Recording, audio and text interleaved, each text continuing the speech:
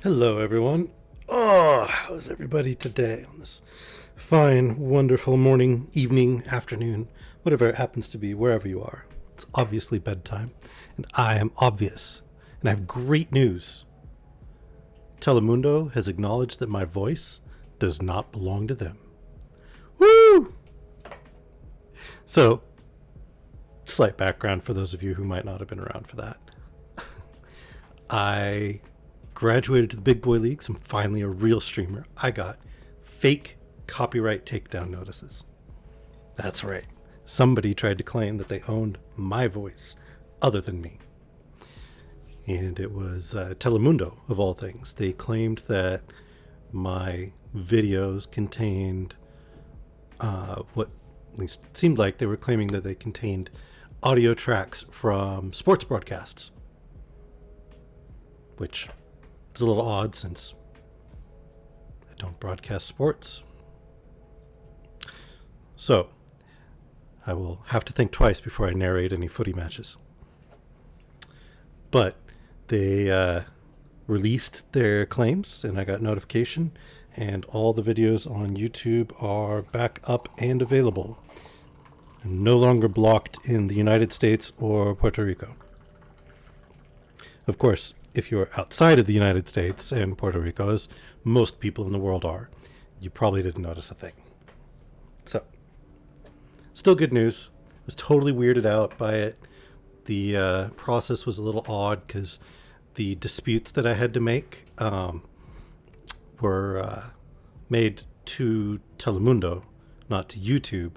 And Telemundo, the ones who made the false allegations, were the ones who decided whether or not my claims of ownership were merited. Well, ownership or licensed use. Two of the complaints were audio tracks that I use courtesy of Streambeats from Harris Heller, if any of you are familiar with him, which he had attorneys draw up licenses that we could use if anybody uses his stuff, and send for any copyright claims to prove that we had a license to actually use the music. So I copied those licenses, and then the company Streambeats also has a form where you submit all the information on any fake copyright takedown notices so that they can go fight them. So that was really cool. I thought that was neat.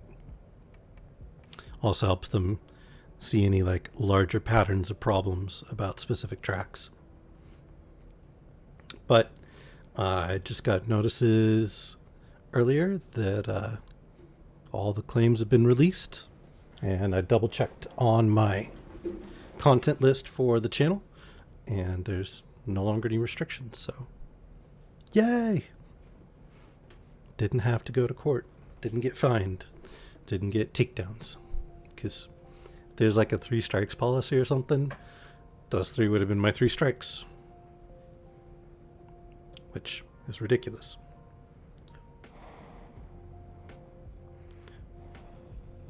Also, the tea is hot. I'm gonna wait. I don't want to burn myself. But yes, fella, the videos are back. They are back, and they are watchable, and everybody here should go to the YouTube and subscribe and watch any videos you may have missed.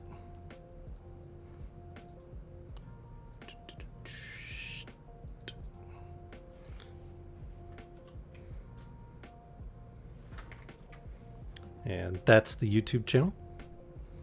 Should be anyway. Yep. That'll take you to the YouTube. Note, I've got 86 of you wonderful people following me right now, and 12 subscribers on the YouTube. So clearly there's a couple of you that could go over there and click that follow or subscribe button on YouTube. Doesn't cost you anything. You get notices when I do the content dumps. At least at first I was uploading like right away after every stream. I kind of fell away from that, so now every like week or two I'm just dumping all the videos from the preceding weeks that I haven't uploaded, so it does this like glut of everything at once. My next big project is to actually clean up the YouTube channel. I might do some narration specifically for the YouTube channel, but I want to learn how to put like timestamps in that you can click for the various chapters and that kind of thing, and clean up the labeling a little bit, because labels that work for Twitch, maybe not the best for figuring out which video is next for the particular story on YouTube. So I want to work on that labeling and stuff. If anybody has any ideas for things that I can do as far as making the YouTube channel better, I am totally open to anything you want to throw my way. There's a feedback channel in the Discord. You can put those ideas in, or you can DM them to me directly. The benefit of the feedback channel is other people can get involved in the discussion and kind of bounce some ideas off of each other, that kind of thing.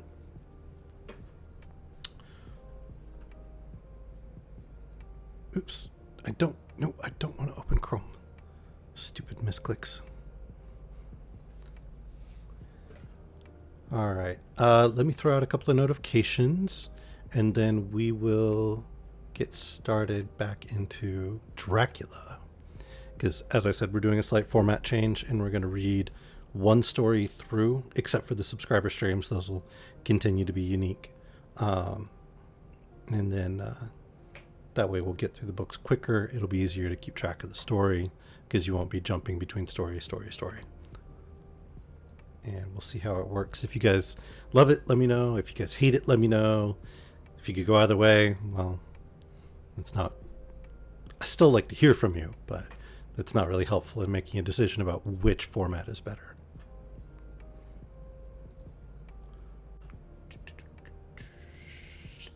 Self-promotion. All right.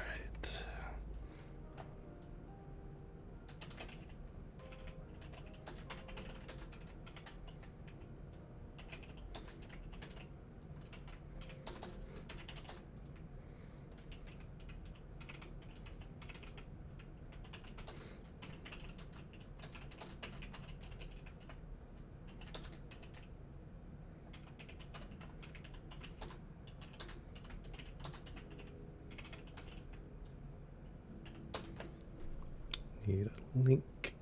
Linky. Where's my linky? Didn't I open Twitch? Yep, okay, I opened Twitch. Good. Whew.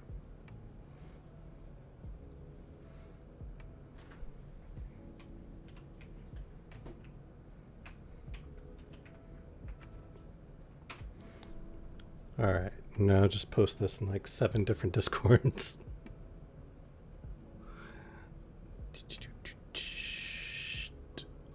Promotion. Kapow.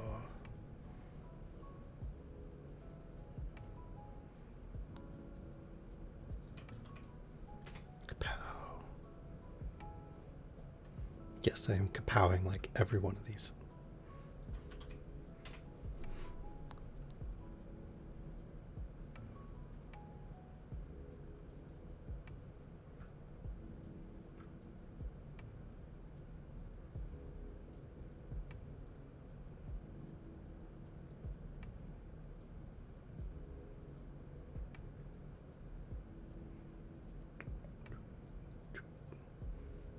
Almost done.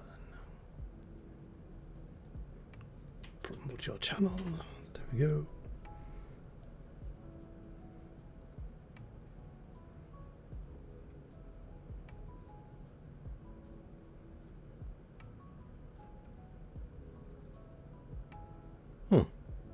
Interesting.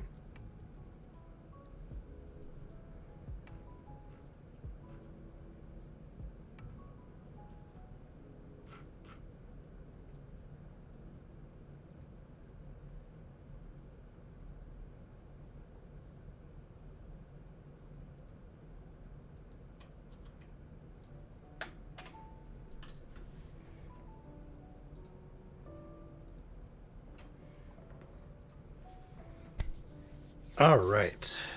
Yes, kapow. I kapowed for when I posted the readings. All right. So let's do a little Baudelaire, and then we will get into Dracula. Anybody have any requests, by the way, for Baudelaire? I know a couple of you have picked up copies of it yourself.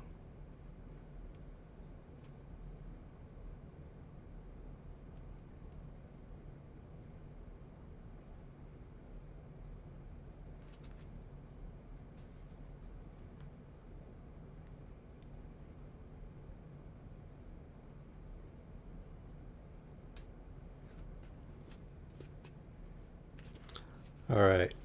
Let's pick up a couple of voyage and like naval themed ones. Not that we read poems that have to do with the sea ever around here. Oh wait, yeah, we kind of do, don't we? But I believe there's a voyage coming up in Dracula, so maybe help us get prepped for that. So this will be Baudelaire, The Flowers of Evil, from Bile and the Ideal, and this will be The Splendid Ship. And then we'll follow with Invitation to the Voyage, and then we'll get into Dracula.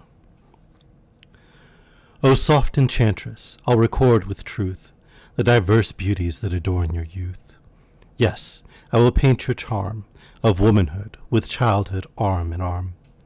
When you go sweeping your wide skirts to me, you seem a splendid ship that out to sea spreads its full sails, and with them goes rolling in a soft, slow, lazy rhythm. Over your tall, round neck and those plump shoulders, your head swans forth its pride to all beholders. With grace triumphant, mild and strange, you go your way, majestic child. O soft enchantress, I'll record with truth the diverse beauties that adorn your youth. Yes, I will paint your charm of womanhood with childhood arm in arm. Your bosom juts and stretches every stitch, triumphant bosom like a coffer rich, with bosses round and rare, like shields that draw the lightning from the air. Provoking shields with rosy points uplifted. This is way dirtier than I thought it was. Coffer of secret charms superbly gifted, whose scents, liquors and wine, churn heart and brain deliriously thine. When you go sweeping with your wide skirts to me, you seem a splendid ship that out to sea spreads its full sails, and with them goes rolling in a soft, slow, lazy rhythm. Your noble thighs beneath the silks they swirl, torment obscure desires and tease me, girl. Like sorcerers they are, that stir black filters in a deep, cool jar.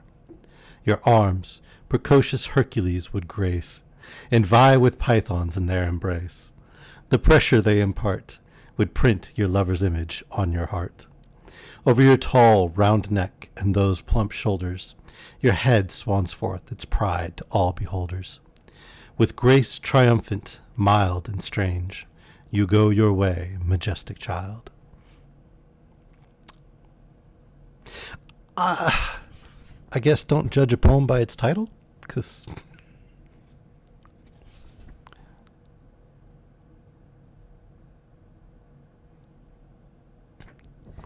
that was The Splendid Ship from Flowers of Evil.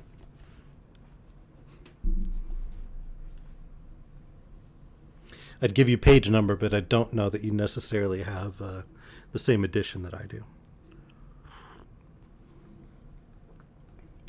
Actually, I had to explain that at length to somebody once, why page numbers differed, and that it didn't mean that they had the wrong book, because different editions would have, different physical sizes, formatting, all that, and that could make changes in what the page number was, and they should go more by chapter and section and that sort of thing.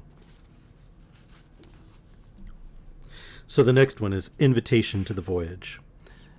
And again, it's one that I haven't read, so let's not assume that it's seafaring related. Maybe seafaring adjacent. My child, my sister, dream how sweet all things would seem were we in that kind land to live together, and their love slow and long, their love and die among those scenes that image you, that sumptuous weather.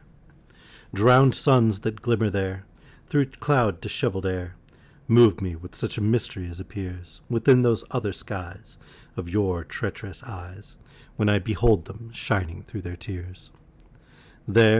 There is nothing else but grace and measure, richness, quietness, and pleasure. Furniture that wears the luster of the years, softly would glow within our glowing chamber. Flowers of rarest bloom, proffering their perfume, mixed with the vague fragrances of amber. Gold ceilings would there be, mirrors deep as the sea. The walls all in an Easter splendor hung. Nothing should address the soul's loneliness speaking her sweet and secret native tongue. There is nothing else but grace and measure, richness, quietness, and pleasure. See, sheltered from the swells, there in the still canals, those drowsy ships that dream of sailing forth. It is to satisfy your least desire they ply, hither through all the waters of the earth. The sun at close of day clothes the fields of hay, then the canals, at last the town entire, in hyacinth and gold. Slowly the land is rolled, sleepward under a sea of gentle fire. There is nothing else but grace and measure, richness, quietness, and pleasure.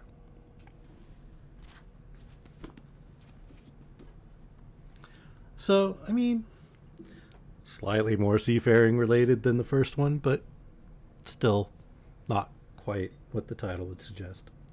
I suppose that's fair for poetry, evocative imagery rather than literal. That's interesting, Bella. Who was who's the translator for the one you had? Let me see if I can find it again.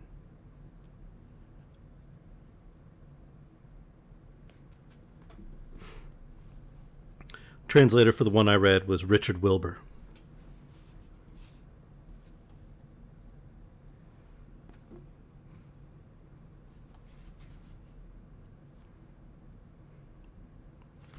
Yeah, that's kind of neat.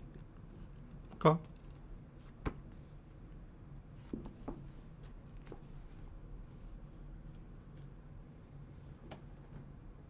Where did I put Dracula? That's Frankenstein, Shogun, Dracula. Okay. And just a reminder, we will not be having a stream tomorrow. Doing another family thing. But we will have Saturday streams returning after that. So not tomorrow, but the following week we will once again start having Saturday streams. Sorry about the interruptions. Frankly, it's been a long time since I've seen a number of members of my family, and we're still doing the social distancing thing for getting together, but slowly but surely we're all getting vaccinated. I'm so excited to be able to hang out with my nephews again. I already told my brother that I wanted to take him for like a whole week once I was vaccinated fully. He wasn't quite open to a whole week, but I mean, they were excited. They were like, yes, let's stay there for a month. Brother was not so into it, but I'll at least get a day or two, which will be fun. Drag them all over the place, spoil them rotten, feed them too many sweets, play video games, all the good stuff.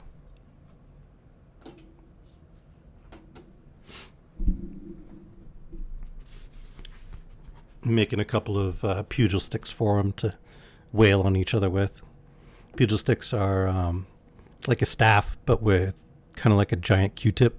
So giant padded cylinders on the ends, so they can wail away on each other and not do permanent damage. All right, so we are on chapter 3. They'll have masks, yes, of course.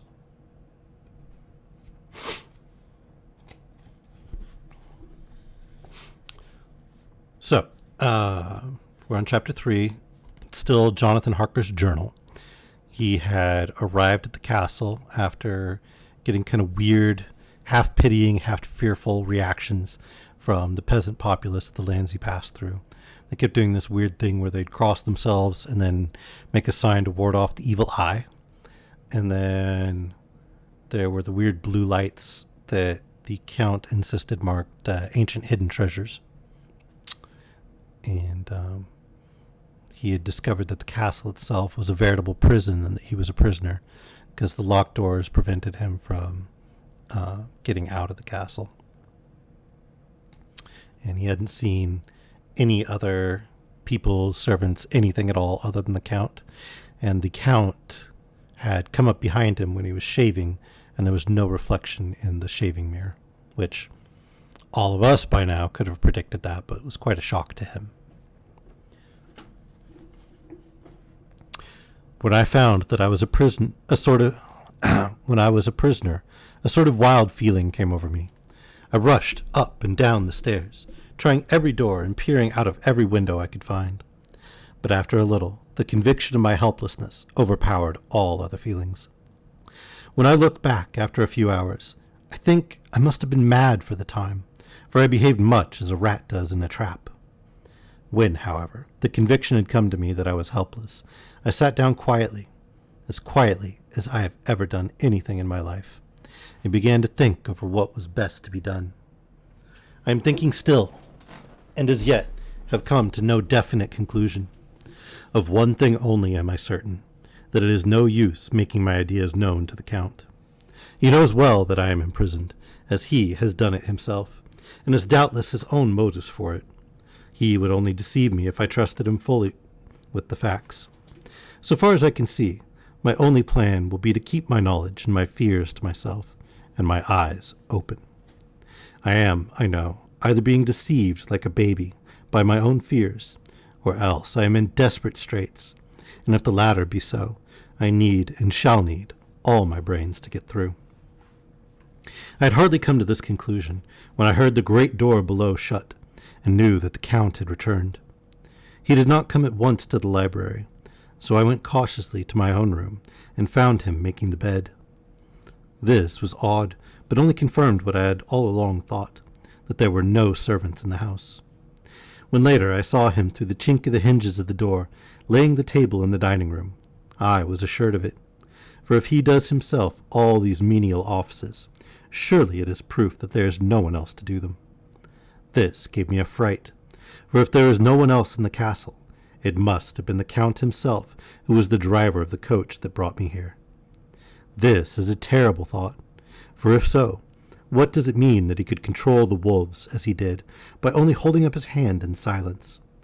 How was it that all the people at Bistritz and on the coach had some terrible fear for me? What meant the giving of the crucifix, of the garlic, of the wild rose, of the mountain ash? Bless that good woman who hung the crucifix round my neck, for it is a comfort and a strength to me whenever I touch it. It is odd that a thing which I have been taught to regard with disfavor and as idolatrous should in a time of loneliness and trouble be of help. Is it that there is something in the essence of the thing itself, or that it is a medium, a tangible help in conveying memories of sympathy and comfort? Sometime, if it may be, I must examine this matter and try to make up my mind about it. In the meantime, I must find out all I can about Count Dracula, as it may help me to understand. Tonight, he may talk of himself, if I turn the conversation that way. I must be careful, very careful, however, not to awake his suspicion. Midnight. I've had a long talk with the Count. I asked him a few questions on Transylvania history, and he warmed up to the subject wonderfully. In his speaking of things and people, and especially of battles, he spoke as if he had been present at them all. This he afterwards explained by saying that to a boyar the pride of his house and name is his own pride, that their glory is his glory, that their fate is his fate. Whenever he spoke of his house, he always said we, and spoke almost in the plural, like a king speaking. I wish I could put down all he said exactly as he said it, for to me it was most fascinating. It seemed to have in it a whole history of the country. He grew excited as he spoke, and walked about the room pulling his great white mustache and grasping anything on which he laid his hands, as though he would crush it by main strength. One thing he said, which I shall put down as nearly as I can, for it tells, in its way, the story of his race.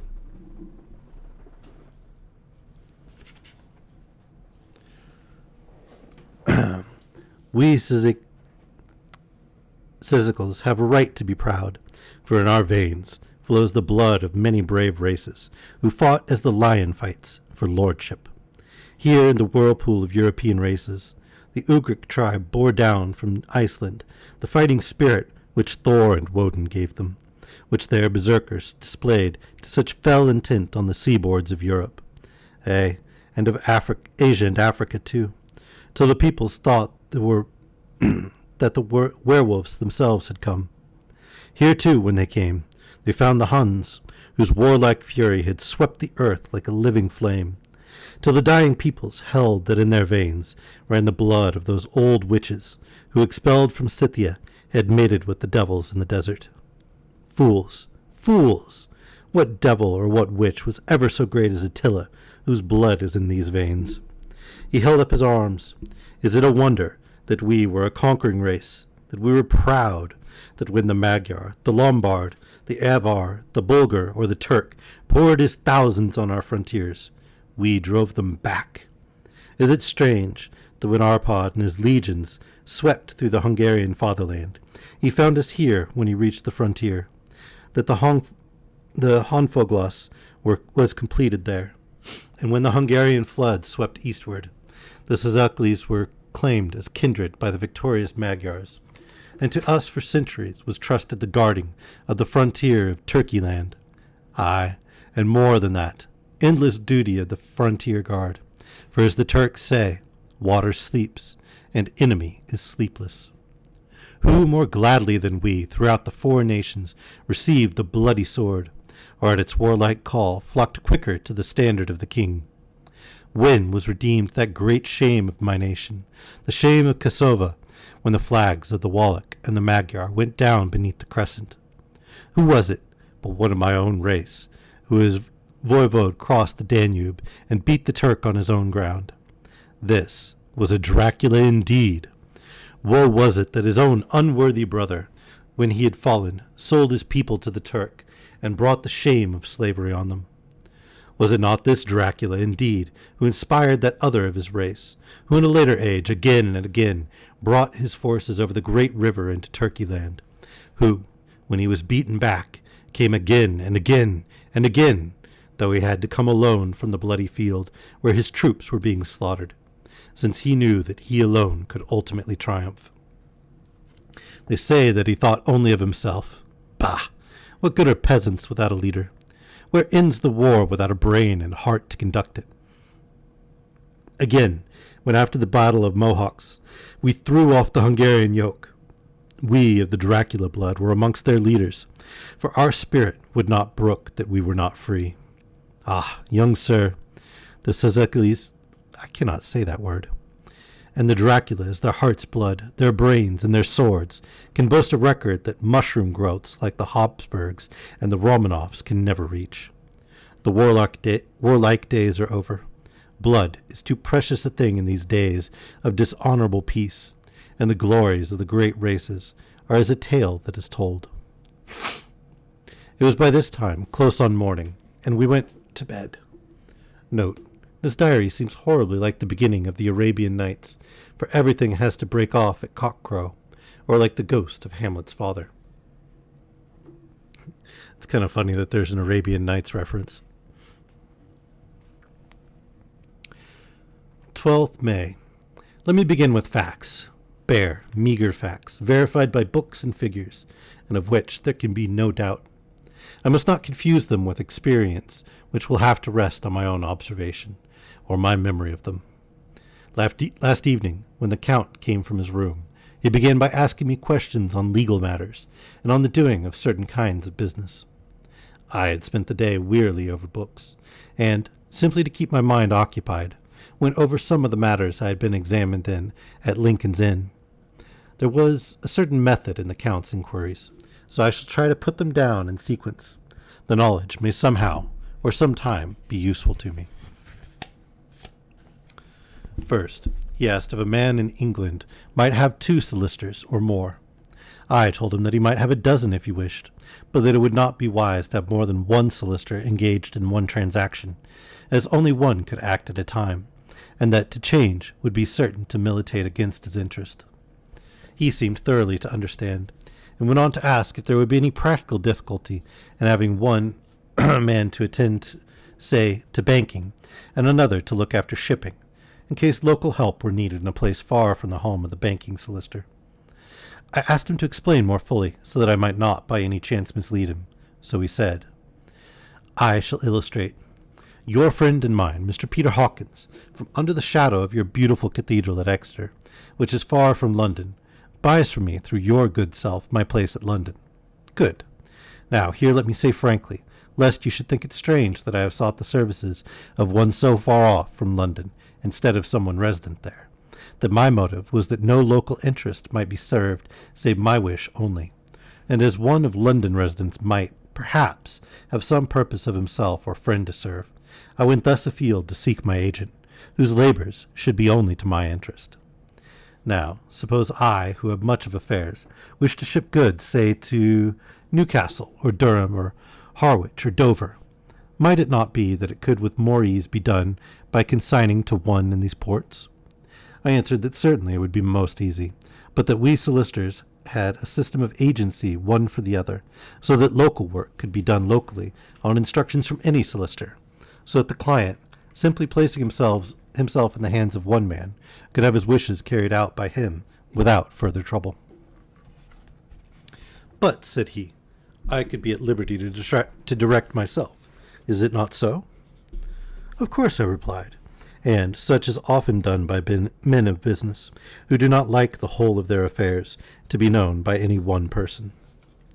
Good, he said, and then went on to ask about the means of making consignments and the forms to be gone through, and of all sorts of difficulties which might arise, but by forethought could be guarded against. I explained all these things to him to the best of my ability, and he certainly left me under the impression that he would have made a wonderful solicitor, for there was nothing that he did not think of or foresee. For a man who was never in the country, and who did not evidently do much in the way of business, his knowledge and acumen were wonderful. When he had satisfied himself on these points of which he had spoken, and I had verified all as well as I could by the books available, he suddenly stood up and said, Have you written your first letter to our friend, Mr. Peter Hawkins, or to any other? It was with some bitterness in my heart that I answered that I had not, that as yet I had not seen any opportunity of sending letters to anybody. Then write now, my young friend, he said, laying a heavy hand on my shoulder. Write to your friend and to any other, and say, if it will please you, that you will stay with me until a month from now. Do you wish me to stay so long? I asked, for my heart grew cold at the thought. I desire it much. Nay, I will take no refusal. When your master, employer, what you will, engage that someone should come on his behalf, it was understood that my needs only were to be consulted. I have not stinted. Is it not so? What could I do but bow acceptance? It was Mr. Hawkins' interest, not mine, and I had to think of him, not myself. And besides, while Count Dracula was speaking, there was that in his eyes and in his bearing which made me remember that I was a prisoner, and that if I wished it, I could have no choice. The Count saw his victory in my bow, and his mastery in the trouble of my face, for he began at once to use them, but in his own smooth, resistless way. I pray you, my good friend, that you will not discourse of things other than business in your letters. It will doubtless please your friends to know that you are well, and that you look forward to getting home to them. Is it not so? As he spoke, he handed me 3 sheets of notepaper and 3 envelopes. They were all of the thinnest foreign post, and looking at them, then at him, and noticing his quiet smile, with the sharp canine teeth lying over the red underlip, I understood as well as if he had spoken that I should be careful what I wrote, for he would be able to read it. So, I determined to write only formal notes now, but to write fully to Mr. Hawkins in secret, and also to Mina, for to her I could write in shorthand, which would puzzle the Count if he did see it. When I had written my 2 letters, I sat quiet, reading a book, whilst the Count wrote several notes, referring as he wrote them to some books on his table. Then he took up my 2 and placed them with his own, and put by his writing materials, after which, the instant the door had closed behind him, I leaned over and looked at the letters, which were face down on the table.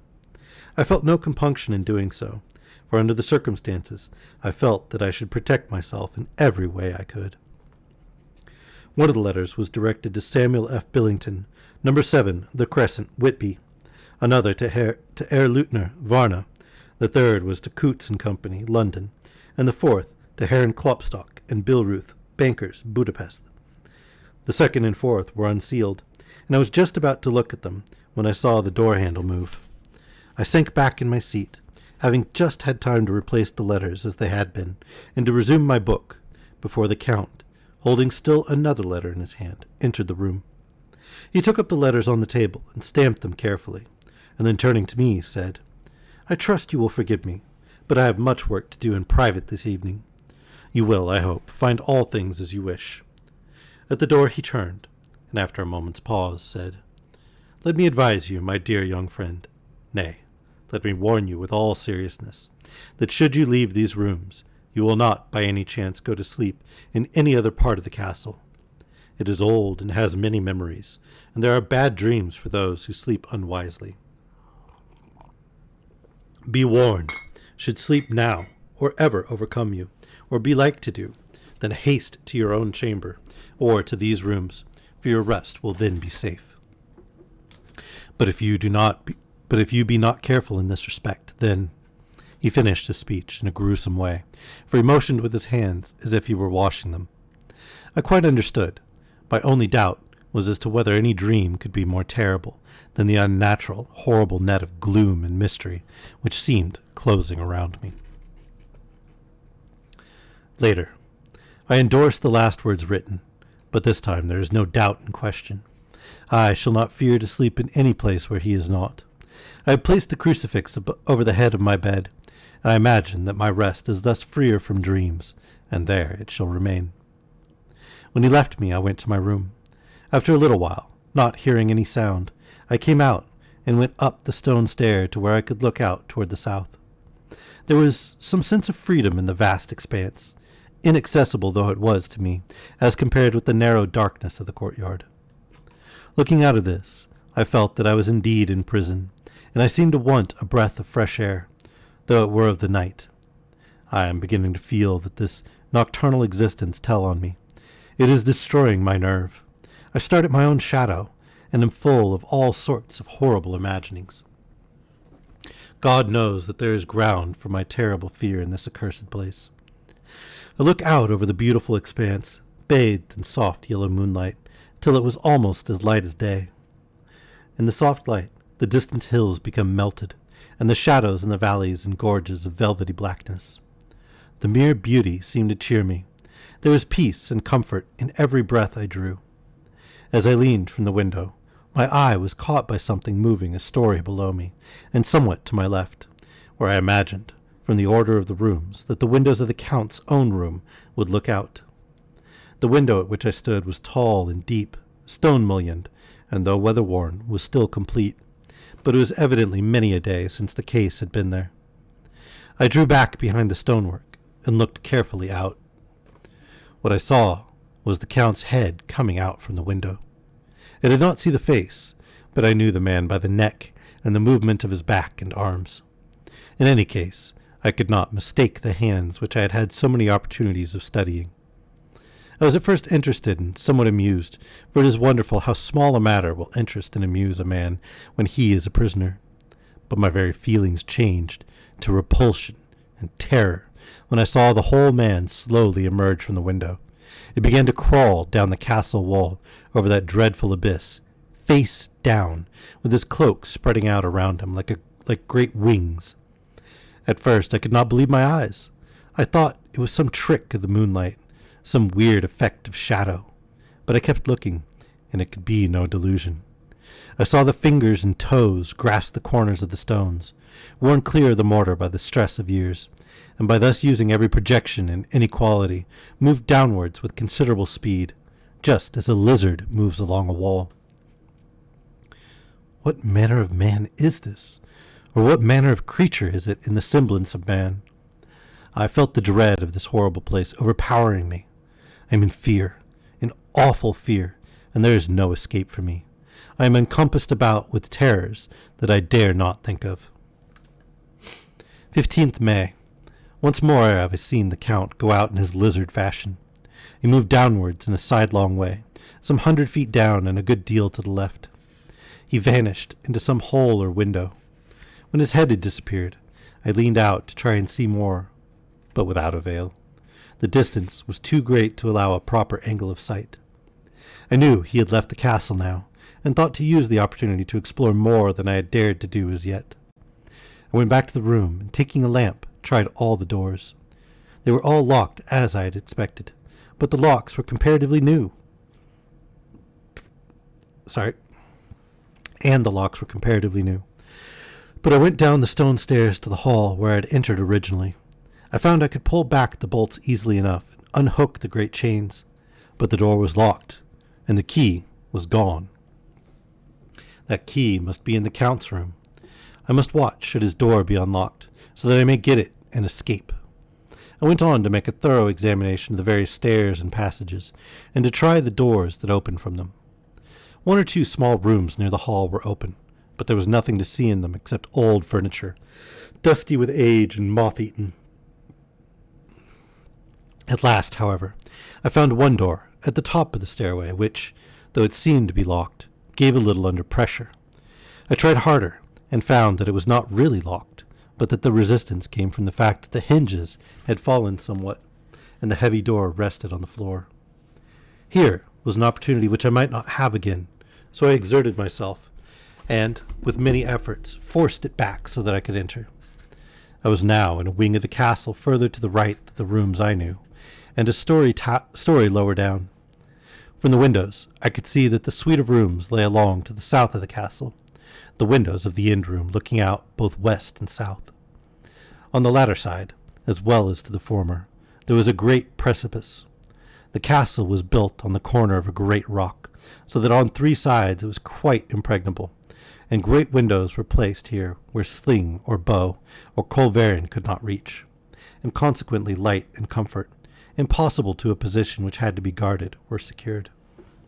To the west was a great valley, and then, rising far away, great jagged mountain fastnesses, rising peak on peak, the sheer rock studded with mountain, ash, and thorn, whose roots clung in cracks and crevices, and crannies of the stone. This was evidently the portion of the castle occupied by the ladies in bygone days, for the furniture had more air of comfort than any I had seen. The windows were curtainless, and the yellow moonlight, flooding in through the diamond panes, enabled one to see even colors, whilst it softened the wealth of dust which lay over all, and disguised in some measure the ravages of time and the moth. My lamp seemed to be of little effect in the brilliant moonlight, but I was glad to have it with me, for there was a dread loneliness in the place which chilled my heart and made my nerves tremble.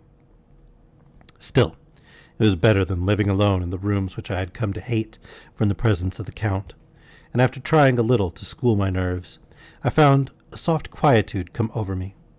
Here I am, sitting at a little oak table, where in old times, possibly, some fair lady sat to pen, with much thought and many blushes, her ill-spelt love letter, and writing in my diary in shorthand all that has happened since I closed it last.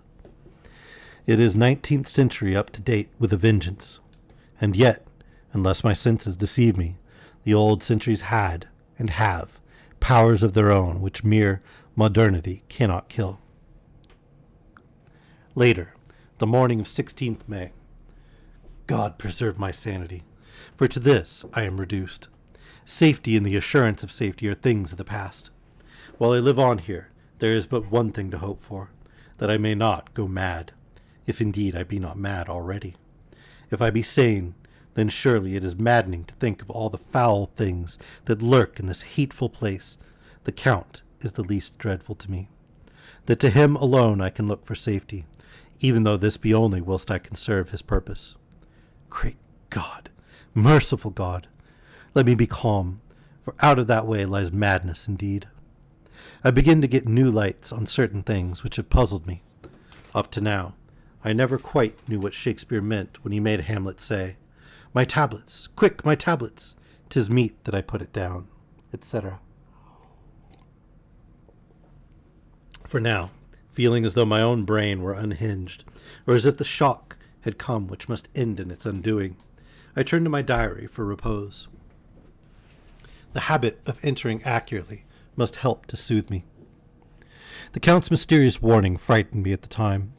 It frightens me more now when I think of it, for in future he has a fearful hold upon me.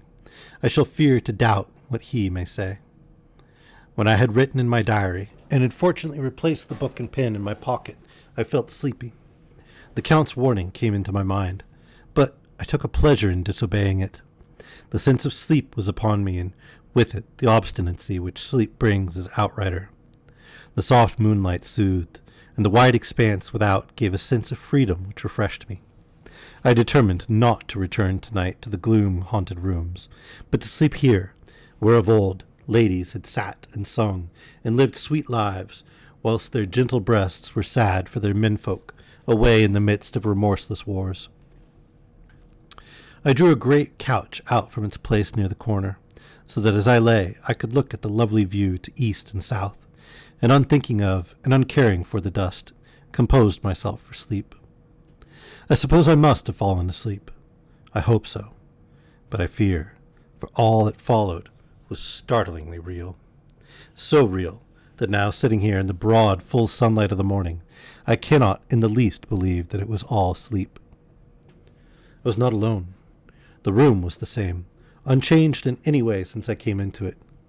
I could see along the floor in the brilliant moonlight my own footsteps marked where I had disturbed the long accumulation of dust.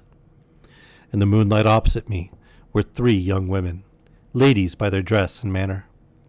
I thought at the time that I must be dreaming when I saw them, for, though the moonlight was behind them, they threw no shadow on the floor. They came close to me and looked at me for some time, and then whispered together. 2 were dark and had high aquiline noses like the Count, and great dark piercing eyes that seemed to be almost red when contrasted with the pale yellow moon. The other was fair as can be, with great wavy masses of golden hair, and eyes like pale sapphires. I seemed somehow to know her face, and to know it in connection with some dreamy fear, but I could not recollect at the moment how or where. All 3 had brilliant white teeth that shone like pearls against the ruby of their voluptuous lips. There was something about them that made me uneasy, some longing, and at the same time some deadly fear. I felt in my heart a wicked, burning desire that they would kiss me with those red lips. It is not good to note this down, lest some day it should meet Mina's eye and cause her pain, but it is the truth. They whispered together, and then they all 3 laughed, such a silvery, musical laugh, but as hard as though the sound never could have come through the softness of human lips. It was like the intolerable, tingling sweetness of water glasses when played on by a cunning hand. The fair girl shook her head coquettishly, and the other 2 urged her on. One said, "Go on. You are first, and we shall follow. Yours is the right to begin." The other added, "He is young and strong. There are kisses for us all." I lay quiet, looking out under my eyelashes in an agony of delightful anticipation. The fair girl advanced and bent over me till I could feel the movements of her breath upon me. Sweet it was in one sense, honey-sweet, and sent the same tingling through the nerves as her voice, but with a bitter underlying the sweet, a bitter offensiveness as one smells in blood. I was afraid to raise my eyelids, but looked out and saw perfectly under the lashes. The girl went on her knees and bent over me, simply gloating. There was a deliberate voluptuousness which was both thrilling and repulsive, and as she arched her neck, she actually licked her lips like an animal, till I could see in the moonlight the moisture shining on the scarlet lips and on the red tongue as it lapped the white, sharp teeth. Lower and lower went her head as the lips went below the range of my mouth and chin and seemed about to fasten on my throat. Then she paused, and I could hear the turning sound of her tongue as it licked her teeth and lips, and could feel the hot breath on my neck. Then the skin of my throat began to tingle, as one's flesh does when the hand that is to tickle it approaches nearer. Nearer. I could feel the soft, shivering touch of the lips on the supersensitive skin of my throat, and the hard dents of 2 sharp teeth, just touching and pausing there. I closed my eyes in a languorous ecstasy and waited with beating heart. But at that instant, another sensation swept through me as quick as lightning. I was conscious of the presence of the Count, and of his being as if lapped in a storm of fury. As my eyes opened involuntarily, I saw his strong hand grasp the slender neck of the fair woman, and with giant's power draw it back, the blue eyes transformed with fury, the white teeth champing with rage, and the fair cheeks blazing with passion. But the Count! Never did I imagine such wrath and fury, even to the demons of the pit. His eyes were positively blazing. The red light in them was lurid, as if the flames of hellfire blazed behind them.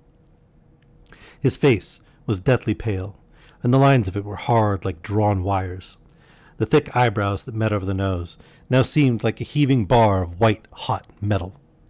With a fierce sweep of his arm, he hurled the woman from him, and then motioned to the others, as though he were beating them back. It was the same imperious gesture that I had seen used to the wolves. In a voice which, though low and almost in a whisper, seemed to cut through the air and then ring round the room, he said, "How dare you touch him, any of you? How dare you cast your eyes on him when I had forbidden it? Back, I tell you all. This man belongs to me. Beware how you meddle with him, or you'll have to deal with me." The fair girl, with a laugh of ribald coquetry, turned to answer him. "You yourself never loved. You never love." On this the other women joined, and such a mirthless, hard, soulless laughter rang through the room that it almost made me faint to hear. It seemed like the pleasure of fiends. Then the Count turned, after looking at my face attentively, and said in a soft whisper, "Yes, I too can love. You yourselves can tell it from the past. Is it not so? Well, now I promise you that when I am done with him, you shall kiss him at your will. Now go, go! I must awaken him, for there is work to be done." "Are we to have nothing tonight?" said one of them, with a low laugh, as she pointed to the bag which he had thrown upon the floor, and which moved as though there were some living thing within it. For answer he nodded his head. One of the women jumped forward and opened it. If my ears did not deceive me, there was a gasp and a low wail, as of a half-smothered child. The women closed round, whilst I was aghast with horror. But as I looked, they disappeared, and with them the dreadful bag. There was no door near them, and they could not have passed me without my noticing. They simply seemed to fade into the rays of the moonlight and pass out through the window, for I could see the outside the dim, shadowy forms for a moment before they entirely faded away. Then the horror overcame me, and I sank down unconscious.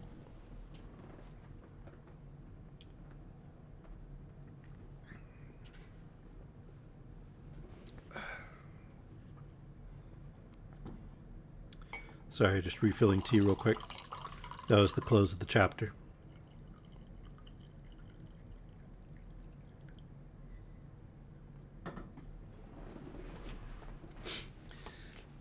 I will say that scene is a lot less sexual than the depictions that I've seen in the Dracula movies.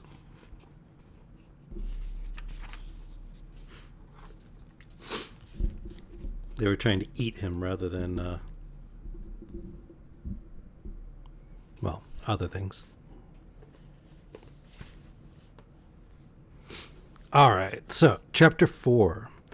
Jonathan Harker's journal continued. I awoke in my own bed. If it be that I had not dreamt, the Count must have carried me here. I tried to satisfy myself on the subject, but could not arrive at any unquestionable result. To be sure, there were certain small evidences, such as that my clothes were folded and laid by in a manner which was not my habit. My watch was still unwound, and I am rigorously accustomed to wind it the last thing before going to bed, and many such details. But these things were no proof, for they may have been evidences that my mind was not as usual, and, from some cause or another, I had certainly been much upset. I must watch for proof. Of one thing I'm glad. Excuse me. If it was the Count carried me here and undressed me, he must have been hurried to this task, for my pockets are intact. I am sure this diary would have been a mystery to him which he would not have brooked. He would have taken or destroyed it. As I look round this room, although it has been to me so full of fear, it is now a sort of sanctuary, for nothing can be more dreadful than those awful women who are, waiting to suck my blood. 18th May. I had been down to look at that room again in daylight, for I must know the truth. When I got to the doorway at the top of the stairs, I found it closed. It had been so forcibly driven against the jamb that part of the woodwork was splintered. I could see that the bolt of the lock had not been shot, but the door is fastened from the inside. I fear it was no dream, and must act on this surmise. 19th May. I am surely in the toils. Last night the Count asked me in the suavest tones to write 3 letters.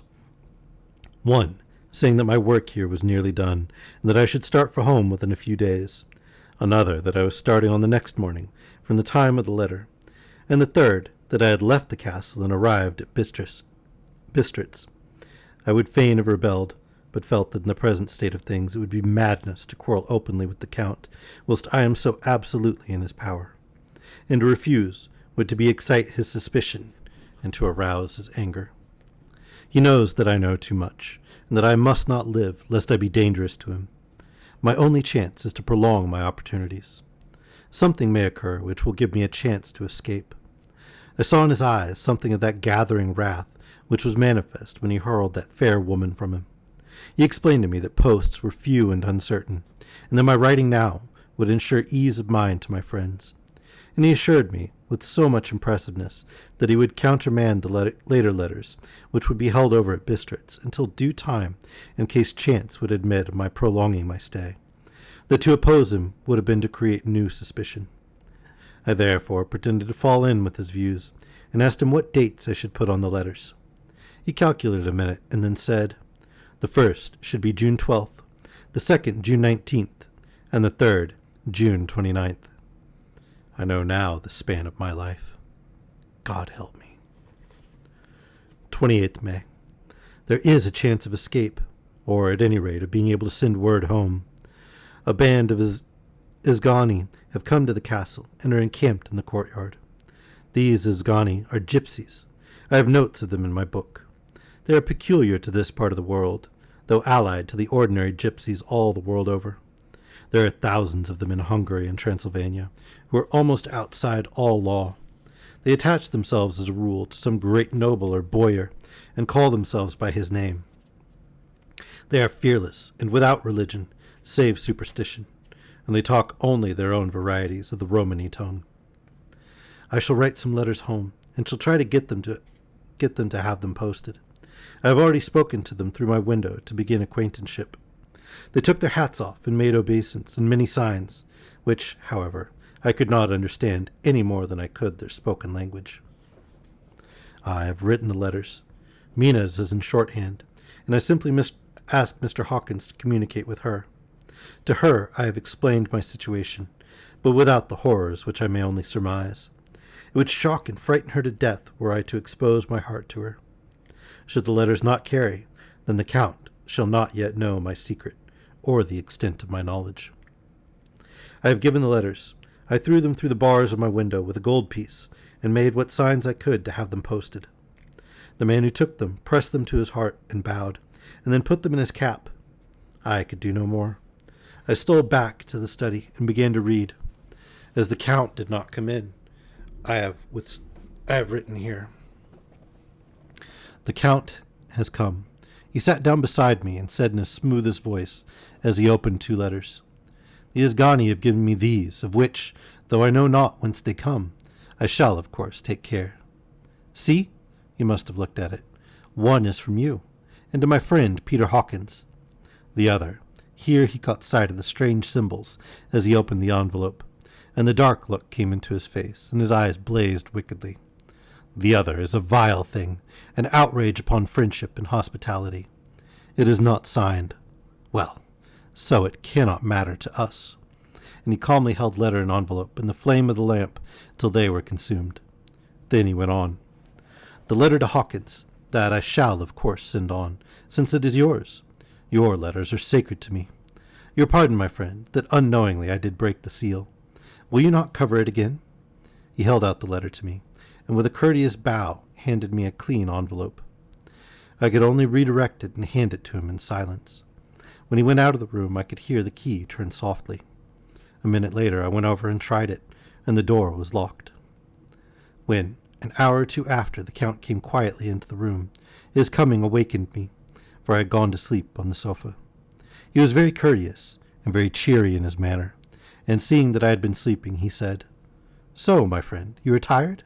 Get to bed. There is the surest rest. I may not have the pleasure to talk tonight, since there are many labors to me, but you will sleep, I pray. I passed to my room and went to bed, and strange to say, slept without dreaming. Despair has its own calms. 31st May. This morning when I woke, I thought I would provide myself with some paper and envelopes from my bag and keep them in my pocket, so that I might write in case I should get an opportunity. But again a surprise. Again a shock.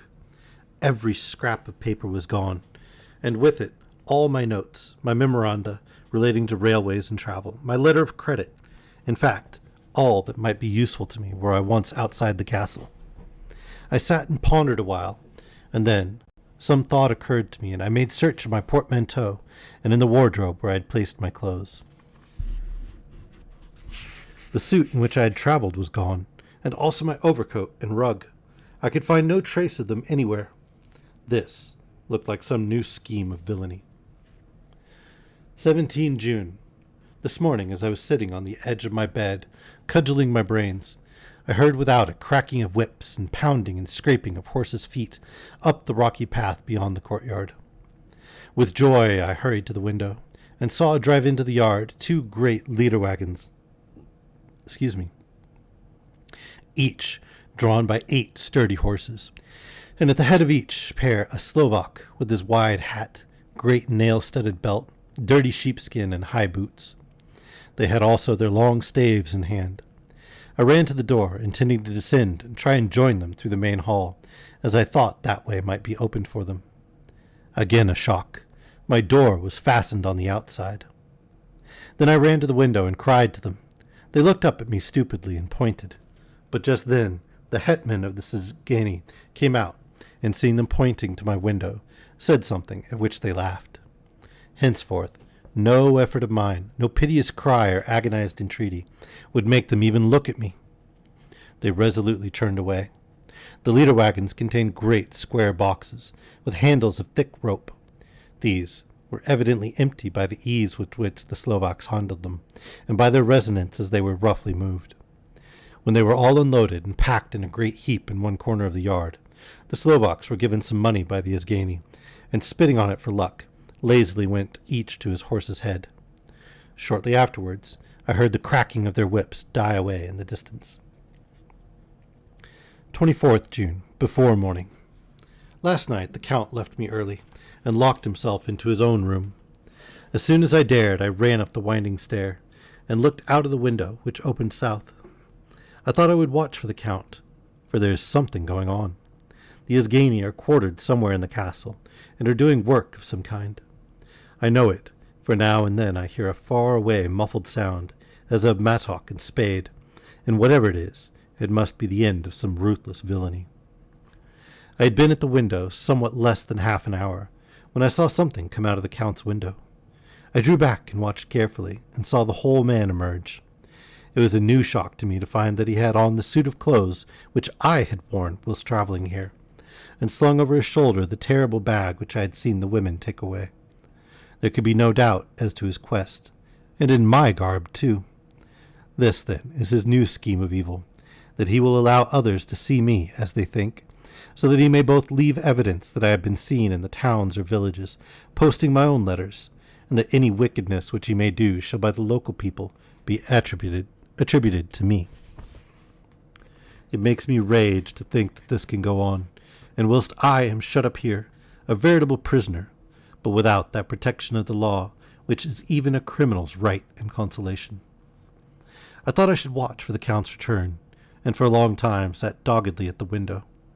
Then I began to notice that there were some quaint little specks floating in the rays of the moonlight.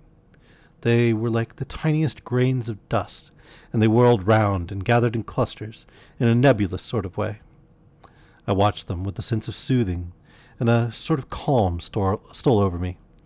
I leaned back in the embrasure in a more comfortable position, so that I could enjoy more fully the aerial gambolling.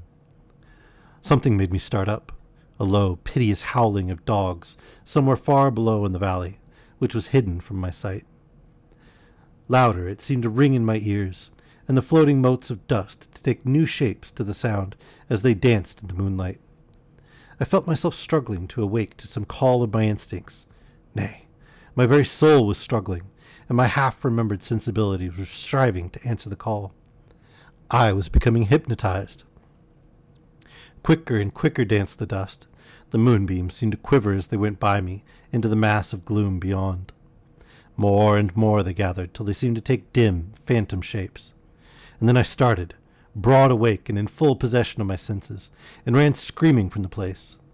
The phantom shapes, which were becoming gradually materialized from the moonbeams, were those of the 3 ghostly women to whom I was doomed. I fled, and felt somewhat safer in my own room, where there was no moonlight, and where the lamp was burning brightly. When a couple of hours had passed, I heard something stirring in the Count's room, something like a sharp wail quickly suppressed, and then there was silence, deep, awful silence, which chilled me. With a beating heart I tried the door, but I was locked in my prison and could do nothing.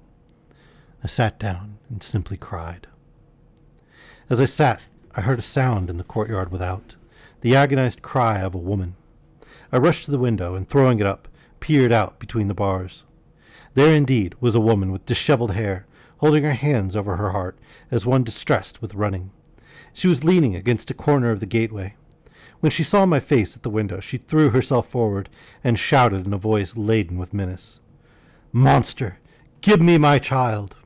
She threw herself on her knees and, raising up her hands, cried the same words in tones which wrung my heart. Then she tore her hair and beat her breast, and abandoned herself to all the violences of extravagant emotion. Finally, she threw herself forward, and though I could not see her, I could hear the beating of her naked hands against the door. Somewhere high overhead, probably on the tower, I heard the voice of the Count calling in his harsh, metallic whisper. His call seemed to be answered from far and wide by the howling of wolves. Before many minutes had passed, a pack of them poured, like a pent-up dam when liberated, through the wide entrance into the courtyard. There was no cry from the woman, and the howling of the wolves was but short. Before long they streamed away singly, licking their lips. I could not pity her, for I knew now what had become of her child, and she was better dead. What shall I do? What can I do? How can I escape this dreadful thing of night and gloom and fear? 25th June, morning. No man knows, till he had suffered from the night, how sweet and how dear to his heart and eye the morning can be. When the sun grew so high this morning that it struck the top of the great gateway opposite my window, the high spot which it touched seemed to me as if the dove from the ark had lighted there. My fear fell from me as if it had been a vaporous garment which dissolved in the warmth. I must take action of some sort whilst the courage of the day is upon me. Last night, one of my post-dated letters went to post, the first of that fatal series which is to blot out the very traces of my existence from the earth. Let me not think of it. Action! It has always been at night time that I have been molested or threatened, or in some way in danger or in fear. I have not yet seen the Count in the daylight. Can it be that he sleeps when others wake, that he may be awake whilst they sleep? If I could only get into his room! But there is no possible way. The door is always locked. No way for me. Yes, there is a way, if one dares take it. Where his body has gone, why may not another body go? I have seen him myself crawl from his window. Why should I not imitate him and go in by his window? The chances are desperate, but my need is more desperate still. I shall risk it. At the worst, it can only be death, and a man's death is not a calf's, and the dreaded hereafter may still be open to me. God help me in my task. Goodbye, Mina, if I fail. Goodbye, my faithful friend and second father. Goodbye, all, and last of all, Mina. Same day, later. I have made the effort, and God helping me, have come back safely to this room. I must put down every detail in order. I went, whilst my courage was fresh, straight to the window on the south side, and at once got outside on the narrow ledge of stone which runs around the building on this side. The stones are big and roughly cut, and the mortar has by process of time been washed away between them. I took off my boots and ventured out on the desperate way. I looked down once, so as to make sure that a sudden glimpse of the awful depth would not overcome me, but after that kept my eyes away from it. I knew pretty well the direction and distance of the Count's window, and made for it as well as I could, having regard to the opportunities available. I did not feel dizzy. I suppose I was too excited, and the time seemed ridiculously short till I found myself standing on the windowsill and trying to raise up the sash. I was filled with agitation, however, when I bent down and slid feet foremost in through the window. Then I looked around for the Count, but with surprise and gladness made a discovery. The room was empty. It was barely furnished with odd things which seemed to have never been used. The furniture was something the same style as that in the south rooms, and was covered with dust. I looked for the key, but it was not in the lock, and I could not find it anywhere. The only thing I found was a great heap of gold in one corner. Gold of all kinds, Roman and British, and Austrian and Hungarian, and Greek and Turkish money, covered with a film of dust, as though it had lain long on the ground. None of it that I noticed was less than 300 years old. There were also chains and ornaments, some jeweled, but all of them old and stained. At one corner of the room was a heavy door. I tried it, for, since I could not find the key of the room or the key of the outer door, which was the main object of my search, I must make further examination, or all my efforts would be in vain. It was open, and led through a stone passageway to a circular stairway, which went steeply down. I descended, minding carefully where I went, for the stairs were dark, being only lit by loopholes in the heavy masonry. At the bottom there was a dark, tunnel-like passage, through which came a deathly, sickly odor, the odor of old earth newly turned. As I went through the passage, the smell grew closer and heavier. At last I pulled open a heavy door which stood ajar, and found myself in an old, ruined chapel, which had evidently been used as a graveyard. The roof was broken, and in two places were steps leading to vaults, but the ground had recently been dug over, and the earth placed in great wooden boxes, manifestly those which had been brought by the Slovaks. There was nobody about, and I made search for any further outlet, but there was none. Then I went over every inch of the ground so as not to lose a chance. I went down even into the vaults, where the dim light struggled, although to do so was a dread to my very soul. In two of these I went, but saw nothing except fragments of old coffins and piles of dust. In the third, however, I made a startling discovery. There, in one of the great boxes, of which there were 50 in all, on a pile of newly dug earth, lay the Count. He was either dead or asleep. I could not say which, for the eyes were open and stony, but without the glassiness of death, and the cheeks had the warmth of life through all their pallor. The lips were as red as ever, but there was no sign of movement, no pulse, no breath, no beating of the heart.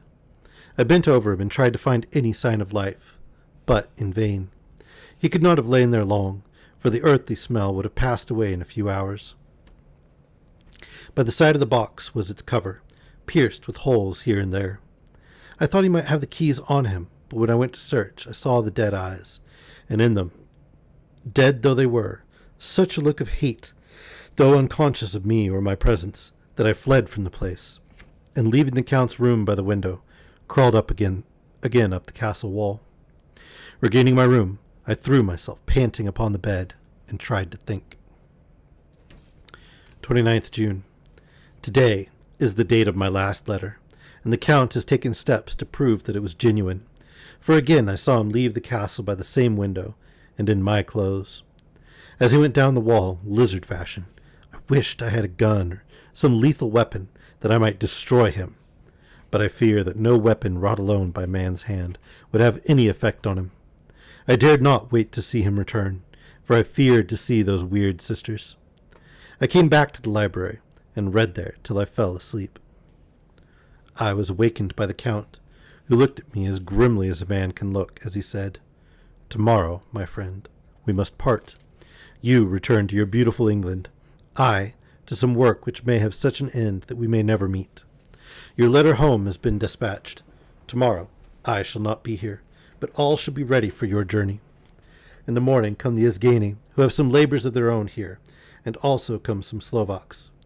When they have gone, my carriage shall come for you, and shall bear you to the Borgo Pass to meet the diligence from Bukovina to Bistritz.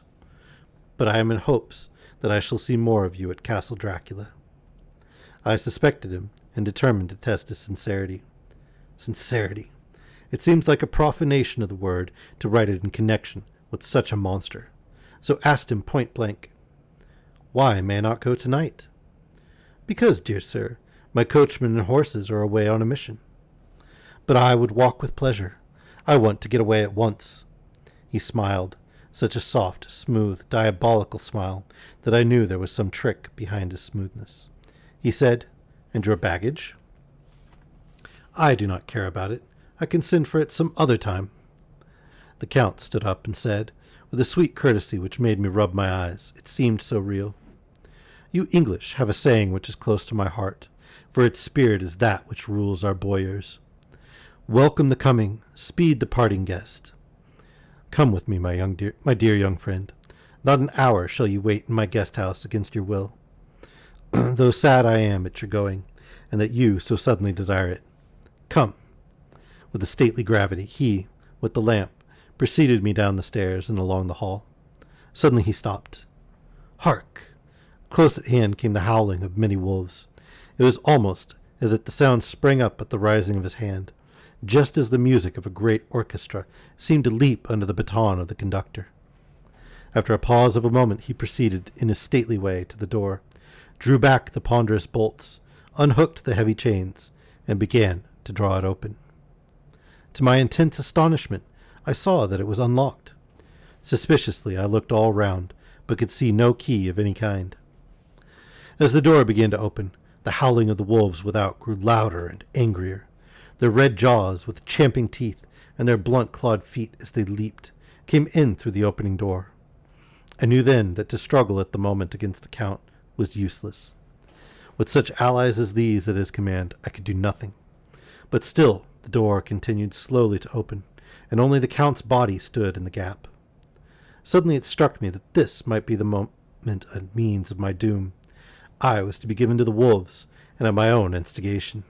There was a diabolical wickedness in the idea, great enough for the Count. And as a last chance, I cried out, "Shut the door! I shall wait till morning," and covered my face with my hands to hide my tears of bitter disappointment. With one sweep of his powerful arm, the Count threw the door shut, and the great bolts clanged and echoed through the hall as they shot back into their places. In silence, we returned to the library, and after a minute or two I went to my own room. The last I saw of Count Dracula was his kissing his hand to me, with a red light of triumph in his eyes, and with a smile that Judas in hell might be proud of. When I was in my room and about to lie down, I thought I heard a whispering at my door. I went to it softly and listened. Unless my ears deceived me, I heard the voice of the Count. "Back, back to your own place. Your time has not yet come. Wait, have patience. Tonight is mine. Tomorrow night is yours." There was a low, sweet ripple of laughter, and in a rage I threw open the door, and saw without the three terrible women licking their lips. As I appeared, they all joined in a horrible laugh, and ran away. I came back to my room, and threw myself on my knees. Is it then so near the end? Tomorrow? Tomorrow? Lord help me, and those to whom I am dear. 30th June, morning. These may be the last words I ever write in this diary. I slept till just before the dawn, and when I woke, threw myself on my knees, for I determined that if death came, he should find me ready. At last I felt that subtle change in the air, and knew that the morning had come. Then came the welcome cock-crow, and I felt that I was safe. With a glad heart, I opened my door and ran down to the hall.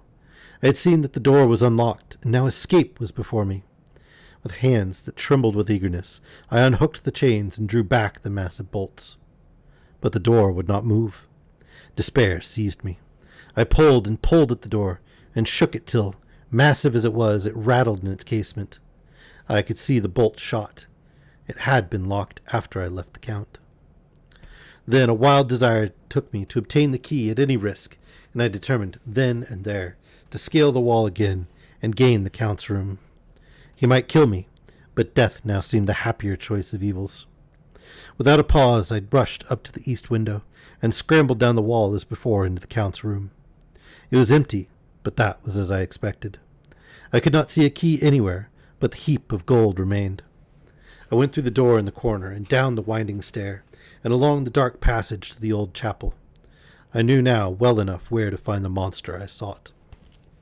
The great box was in the same place, close against the wall, but the lid was laid on it, not fastened down, but with the nails ready in their places to be hammered home. I knew I must reach the body for the key, so I raised the lid and laid it back against the wall. And then I saw something which filled my very soul with horror. There lay the Count, but looking as if his youth had been half renewed, for the white hair and mustache were changed to dark iron gray. The cheeks were fuller, and the white skin seemed ruby red underneath. The mouth was redder than ever, for on the lips were gouts of fresh blood, which trickled from the corners of the mouth and ran over the chin and neck. Even the deep, burning eyes seemed set amongst swollen flesh, for the lids and pouches underneath were bloated. It seemed as if the whole awful creature were simply gorged with blood.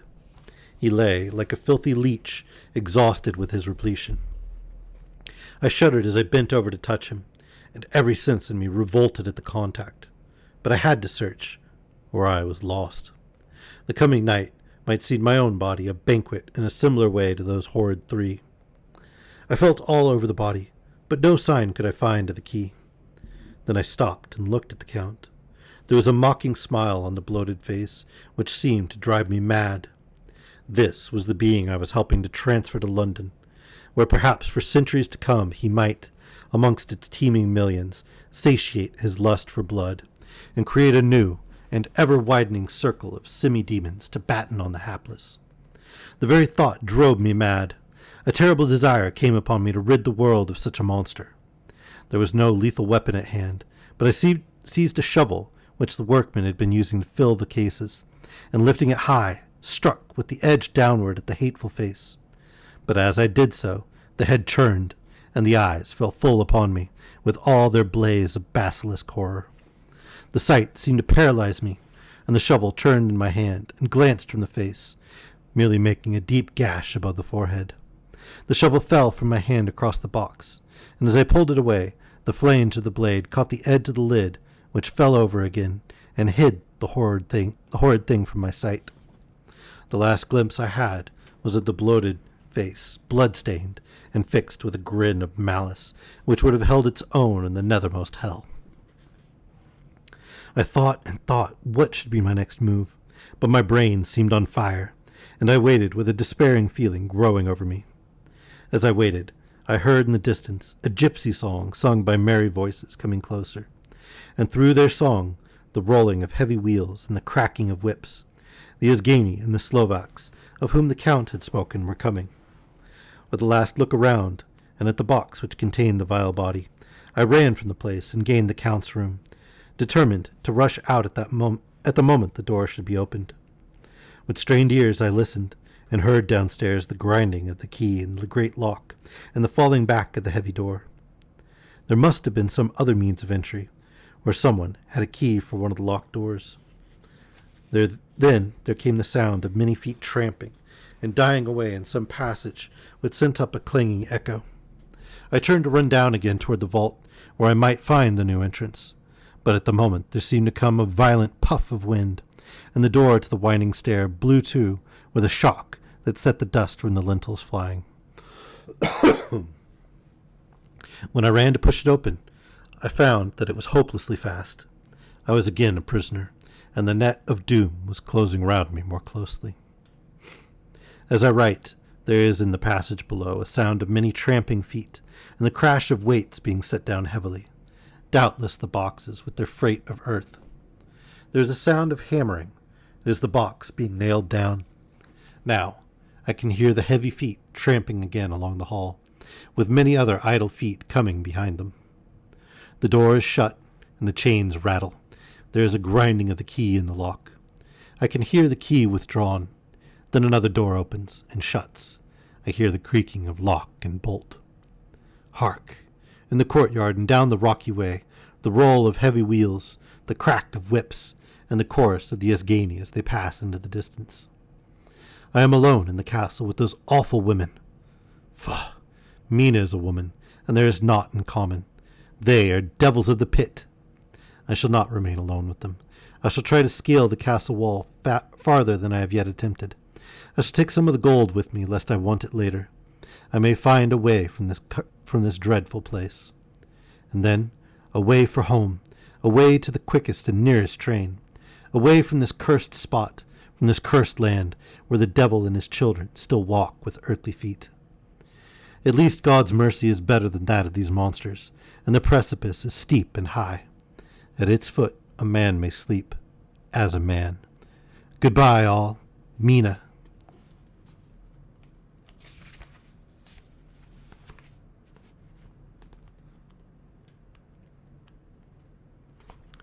All right, next chapter is pretty short, so we'll read it too. But here we are changing from following Mr. Harker to a letter from Miss Mina Murray to Miss Lucy Westinra on the 9th of May. So we're also going back in time a bit. My dearest Lucy, forgive my long delay in writing, but I have been simply overwhelmed with work. The life of an assistant schoolmistress is sometimes trying. I am longing to be with you and by the sea, where we can talk together freely and build our castles in the air. I have been working very hard lately because I want to keep up with Jonathan's studies, and I have been practicing shorthand very assiduously. When we are married, I shall be able to be useful to Jonathan, and if I can stenograph well enough, I can take down what he wants to say in this way and write it out for him on the typewriter, as which also I am practicing very hard. He and I sometimes write letters in shorthand, and he is keeping a stenographic journal of his travels abroad. When I am with you, I shall keep a diary in the same way. I don't mean one of those 2 pages to the week with Sundays squeezed in a corner diaries, but a sort of journal which I can write in whenever I feel inclined. I do not suppose there will be much interest to other people, but it is not intended for them. I may show it to Jonathan some day, if there is in it anything worth sharing, but it is really an exercise book. I shall try to do what I see lady journalists do, interviewing and writing descriptions, and trying to remember conversations. I am told that, with a little practice, one can remember all that goes on or that one hears said during a day. However, we shall see. I will tell you of my little plans when we meet. I have just had a few hurried lines from Jonathan from Transylvania. He is well, and will be returning in about a week. I am longing to hear all his news. It must be so nice to see strange countries. I wonder if Jonathan and I, shall ever see them together. There's the 10 o'clock bell ringing. Goodbye. Your loving Mina. Tell me all the news when you write. You have not told me anything for a long time. I hear rumors, and especially of a tall, handsome, curly-haired man. Letter, Lucy Westinra to Mina Murray, 17 Chatham Street, Wednesday. My dearest Mina, I must say, you tax me very unfairly with being a bad correspondent. I wrote to you twice since we parted, and your last letter was only your second. Besides, I have nothing to tell you. There is really nothing to interest you. Town is very pleasant just now, and we go a good deal to picture galleries and for walks and rides in the park. As to the tall, curly-haired man, I suppose it was the one who was with me at the last pop. Someone has evidently been telling tales. That was Mr. Homewood. He comes often to see us, and he and Mamma get on very well together. They have so many things to talk about in common. We met some time ago a man that would just do for you if you were not already engaged to Jonathan. He is an excellent party, being handsome, well off, and of good birth. He is a doctor, and really clever. Just fancy. He is only 29, and he has an immense lunatic asylum all under his own care. Mr. Homewood introduced him to me, and he called here to see us, and often comes now. I think he is one of the most resolute men I ever saw, and yet the most calm. He seems absolutely imperturbable. I can fancy what a wonderful power he must have over his patients. He has a curious habit of looking one straight in the face, as if trying to read one's thoughts. He tries this on very much with me, but I flatter myself he has got a tough nut to crack. I know that from my glass. Do you ever try to read your own face? I do, and I can tell you it is not a bad study, and gives you more trouble than you can well fancy, if you have never tried it. He says that I afford him a curious psychological study, and I humbly think I do. I do not, as you know, take sufficient interest in dress to be able to describe the new fashions. Dress is a bore. That is slang again, but never mind. Arthur says that every day. There, it is all out. Mina, we have told our secrets to each other since we were children. We have slept together and eaten together and laughed and cried together. And now, though I have spoken, I would like to speak more. Oh, Mina, couldn't you guess? I love him. I am blushing as I write, for although I think he loves me, he has not told me so in words. But oh, Mina, I love him, I love him, I love him. There, that does me good. I wish I were with you, dear, sitting by the fire undressing, as we used to sit, and I would try to tell you what I feel. I do not know how I am writing this, even to you. I am afraid to stop, or I should tear up the letter, and I don't want to stop, for I do so want to tell you all. Let me hear from you at once, and tell me all that you think about it. Mina, I must stop. Good night. Bless me in your prayers, and Mina, pray for my happiness. P.S. I need not tell you this is a secret. Good night again. Lucy. Letter, Lucy Westinrod and Mina Murray, 24th May. My dearest Mina, thanks and thanks and thanks again for your sweet letter. It was so nice to be able to tell you, and to have your sympathy. My dear, it never rains but it pours. How true the old proverbs are. Here I am, who shall be 20 in September, and yet I never had a proposal till today. Not a real proposal. And today I have had 3. Just fancy, 3 proposals in one day. Isn't it awful? I feel sorry, really and truly sorry for 2 of the poor fellows. Oh, Mina, I am so happy that I don't know what to do with myself. And 3 proposals! But for goodness sake, don't tell any of the girls, or they would be getting all sorts of extravagant ideas, and imagining themselves injured and slighted, if in their very first day at home they did not get 6 at least. Some girls are so vain. You and I, Mina dear, who are engaged and are going to settle down soon soberly into old married women, can despise vanity. Well, I must tell you about the 3, but you must keep it a secret, dear, from everyone, except, of course, Jonathan. You will tell him, because I would, if I were in your place, certainly tell Arthur. A woman ought to tell her husband everything. Don't you think so, dear? And I must be fair. Men, like women, certainly their wives, to be quite as fair as they are. And women, I am afraid, are not always quite as fair as they should be. Well, my dear, number 1 came just before lunch. I told you of him. Dr. John Seward, the lunatic asylum man, with the strong jaw and the good forehead. He was very cool outwardly, but was nervous all the same. He had evidently been schooling himself as to all sorts of little things, and remembered them, but he almost managed to sit down on his silk hat, which men don't generally do when they are cool. And then, when he wanted to appear at ease, he kept playing with the lancet in a way that made me nearly scream. He spoke to me, Mina, very straightforwardly. He told me how dear I was to him, though he had known me so little, and what his life would be with me to help and cheer him. He was going to tell me how unhappy he would be if I did not care for him. But when he saw me cry, he said that he was a brute and would not add to my present trouble. Then he broke off and asked if I could love him in time. And when I shook my head, his hands trembled. And then with some hesitation, he asked me if I cared already for anyone else. He put it very nicely, saying that he did not want to wring my confidence from me, but only to know, because if a woman's heart was free, a man might have hope. And then, Mina, I felt a sort of duty to tell him that there was someone. I only told him that much, and then he stood up, and he looked very strong and very grave as he took both my hands in his, and said he hoped I would be happy, and that if I ever wanted a friend, I must count him one of the best. Oh, Mina dear, I can't help crying, and you must excuse this letter being all blotted. Being proposed to is all very nice, and all that sort of thing, but it isn't at all a happy thing when you have to see a poor fellow, whom you know loves you honestly, going away and looking all broken-hearted, and to know that, no matter what he may say at the moment, you are passing quite out of his life. My dear, I must stop here at present. I feel so miserable, though I am so happy.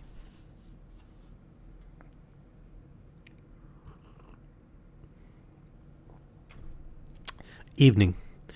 Arthur has gone, and I feel in better spirits than when I left off, so I can go on telling you about the day. Well, my dear, number 2 came after lunch.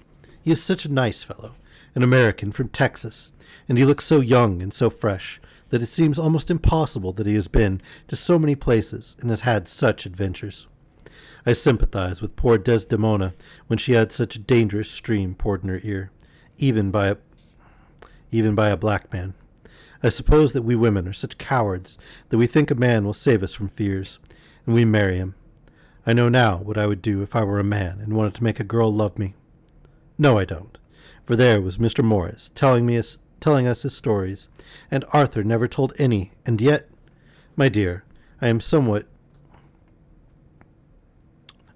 previous. Mr. Quincy P. Morris found me alone. It seems that a man always does find a girl alone. No, he doesn't, for Arthur tried twice to make a chance, and I, helping him all I could. I am not ashamed to say it now. I must tell you beforehand that Mr. Morris doesn't always speak slang. That is to say, he never does so to strangers or before them, for he is really well educated and has exquisite manners. But he found out that it amused me to hear him talk American slang, and whenever I was present, and there was no one to be shocked, he said such funny things. I am afraid, my dear, he has to invent it all, for it fits exactly into whatever else he has to say. But this is a way slang has. I do not know myself if I shall ever speak slang. I do not know if Arthur likes it, as I have never heard him use any of it yet. Well, Mr. Morris sat down beside me, and looked as happy and jolly as he could, but I could see all the same that he was very nervous. He took my hand in his, and said ever so sweetly, "Miss Lucy, I know I ain't good enough to regulate the fixin's of your little shoes, but I guess if you wait till you find a man that is, you will go on, join them 7 women with the lamps when you quit. Won't you just hitch up alongside of me and let us go down the long road together, driving in double harness?" Well, he did look so good-humored and so jolly that it didn't seem half so hard to refuse him as it did poor Dr. Seward. So I said, as lightly as I could, that I did not know anything of hitching, and that I wasn't broken to harness at all yet. Then he said he had spoken in a light manner, and he hoped that if he had made a mistake in doing so on so grave, so momentous an occasion for him, I would forgive him. He really did look serious when he was saying it, and I couldn't help feeling a bit serious too. I know, Mina, you would think me a horrid flirt, though I couldn't help feeling a sort of exultation that he was number 2 in one day. And then, my dear, before I could say a word, he began pouring out a perfect torrent of love-making, laying his very heart and soul at my feet. He looked so earnest over it that I shall never again think that a man must be playful always, and never earnest, because he is merry at times. I suppose he saw something in my face which checked him, for he suddenly stopped, and said, with a sort of manly fervor that I could have loved him for if I had been free, "Lucy, you are an honest-hearted girl, I know. I should not be here speaking to you as I am now, if I did not believe you clean grit right through to the very depths of your soul. Tell me, like one good fellow to another, is there anyone else that you care for? And if there is, I'll never trouble you a hair's breadth again, but will be, if you will let me, a very faithful friend." My dear Mina, why are men so noble when we women are so little worthy of them? Here was I, almost making fun of this great-hearted, true gentleman. I burst into tears. I am afraid, my dear, you will think this a very sloppy letter in more ways than one, and I really felt very badly. Why can't they let a girl marry 3 men, or as many as want her, and save all this trouble? But this is heresy, and I must not say it. I am glad to say that, though I was crying, I was able to look into Mr. Morris's brave eyes, and told him out straight. Yes, there is someone I love, though he has not told me yet that he even loves me. I was right to speak to him so frankly, for quite a light came into his face, and he put out both his hands and took mine. I think I put them into his, and said in a hearty way, That's my brave girl. It's better worth being late for a chance of winning you than being in time for any other girl in the world. Don't cry, my dear. If it's for me, I'm a hard nut to crack, and I take it standing up. If that other fellow doesn't know his happiness, well, he'd better look for it soon, or he'll have to deal with me. Little girl, your honesty and pluck have made me a friend, and that's rarer than a lover. It's more unselfish, anyhow. My dear, I'm going to have a pretty lonely walk between this and Kingdom Come. Won't you give me one kiss? It'll be something to keep off the darkness now and then. You can, you know, if you like. For that other good fellow, he must be a good fellow, my dear, and a fine fellow, or you could not love him. Hasn't spoken yet. That quite won me, Mina, for it was brave and sweet of him, and noble, too, to a rival, wasn't it? And he so sad. So I leant over and kissed him. He stood up with my 2 hands in his, and as he looked down into my face, I'm afraid I was blushing very much, he said, Little girl, I hold your hand, and you've kissed me, and if these things don't make us friends, nothing ever will. Thank you for your sweet honesty to me, and goodbye. He wrung my hand, and taking up his hat, went straight out of the room without looking back, without a tear or a quiver or a pause. And I am crying like a baby. Oh, why must a man like that be made unhappy when there are lots of girls about who would worship the very ground he trod on? I know I would if I were free, only I don't want to be free. My dear, this quite upset me, and I feel I cannot write of happiness just at once after telling you of it, and I don't wish to tell of the number 3 until it can be all happy. Ever your loving Lucy. P.S. Oh, about number 3. I needn't tell you of number 3, need I? Besides, it was all so confused. It seemed only a moment from his coming into the room till both his arms were round me, and he was kissing me. I am very, very happy, and I don't know what I have done to deserve it. I must only try in the future to show that I am not ungrateful to God for all his goodness to me in sending me such a lover, such a husband, and such a friend. Goodbye. Dr. Seward's diary, kept in phonograph. 25th May. Ebb tide and appetite today. Cannot eat, cannot rest, so diary instead. Since my rebuff of yesterday, I have a sort of empty feeling. Nothing in the world seems of sufficient importance to be worth the doing. As I knew that the only cure for this sort of thing was work, I went down amongst the patients. I picked out one who has afforded me a study of much interest. He is so quaint that I am determined to understand him as well as I can. Today, I seem to get nearer than ever before to the heart of his mystery. I questioned him more fully than I had ever done, with a view to making myself master of the facts of his hallucination. In my manner of doing it there was, I now see, something of cruelty. I seemed to wish to keep him to the point of his madness, a thing which I avoid with the patients as I would the mouth of hell. Note, under what circumstances would I not avoid the pit of hell? Omnia Romae vernalia sunt. Hell has its price. If there be anything behind this instinct, it will be valuable to trace it afterwards accurately, so I had better commence to do so. Therefore, R. M. Renfield, aged 59, sanguine temperament, great physical strength, morbidly excitable, periods of gloom ending in some fixed idea which I cannot make out. I presume that the sanguine temperament itself and the disturbing influence end in a mentally accomplished finish. A possibly dangerous man, probably dangerous if unselfish. In selfish men, caution is as secure an armor for their foes as for themselves. What I think of on this point is, when self is the fixed point, the centripetal force is balanced with the centrifugal. When duty, a cause, etc. is the fixed point, the latter force is paramount, and only accident or a series of accidents can balance it.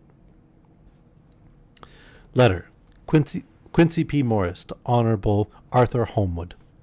My dear Art, we've told yarns by the campfire in the prairies, and dressed one another's wounds after trying a landing at the Marquesas, and drunk healths on the shore of Titicaca. There are more yarns to be told and other wounds to be healed, and another health to be drunk. Won't you let this be at my campfire tomorrow night? I have no hesitation in asking you, as I know a certain lady is engaged to a certain dinner party, and that you are free. There will only be one other, our old pal at the Korea, Jack Seward. He is coming too, and we both want to mingle our weeps over the wine cup, and to drink a health with all our hearts to the happiest man in all the wide world, who has won the noblest heart that God has made, and the best worth winning. We promise you a hearty welcome, and a loving greeting, and a health as true as your own right hand. We shall both swear to leave you at home if you drink too deep to a certain pair of eyes. Come, yours as ever and always, Quincy P. Morris. Telegram from Arthur Homewood to Quincy P. Morris, 26th May. Count me in every time. I bear messages which will make both your ears tingle. Art.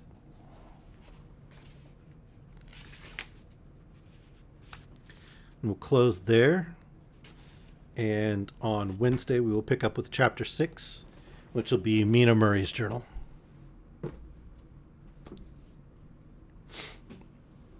Oh, I hope you guys are enjoying the story.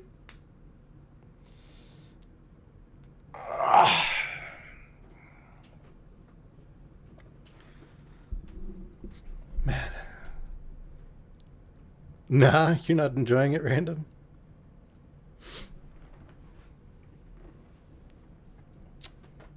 All right. Now, if any of you have not yet joined the Discord, here's the link. Please do join us. Give feedback on the stories, request new ones, all that sort of thing. I'm currently trying to find a copy that I can read of Journey to the West for the next book, because that was one of the ones that was requested. The translation is an issue because it's still under copyright. So I got to make sure that, I can actually read it to you without getting more takedown notices. Somewhat more serious than the Telemundo ones.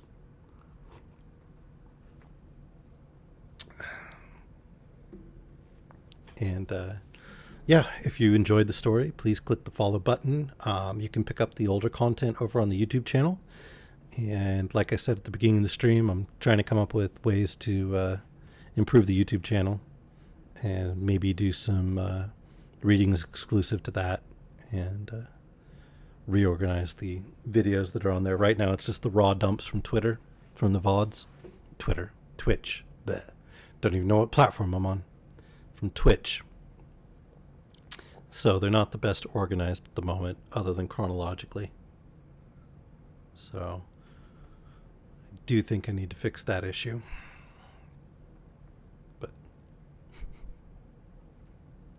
Anyway, I'm glad I got to spend some time with you. It was fun. I enjoy reading to all of you, and I hope you enjoy it too. I will probably pop into the Discord for a little bit. Might stream some gaming later. I'm not 100% sure on that. Yep, Twitter, Twitch, all the same thing. All full of twits. Just like me. Anyway, let's see if there's anybody about. We can go raid Alex real quick. May as well do that to close out the stream.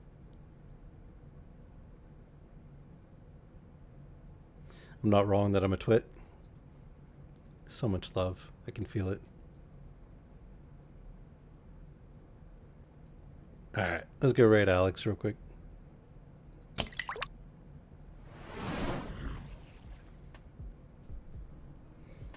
He's streaming something called Home Sweet Home Survive.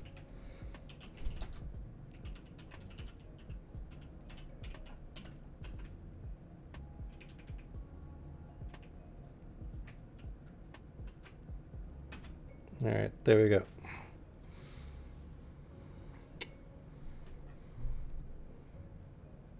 Wait.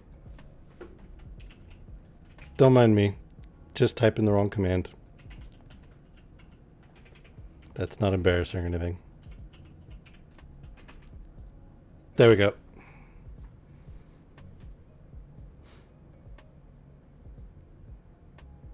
Shh. All right, away we go. Stop judging me. I'll catch you guys later.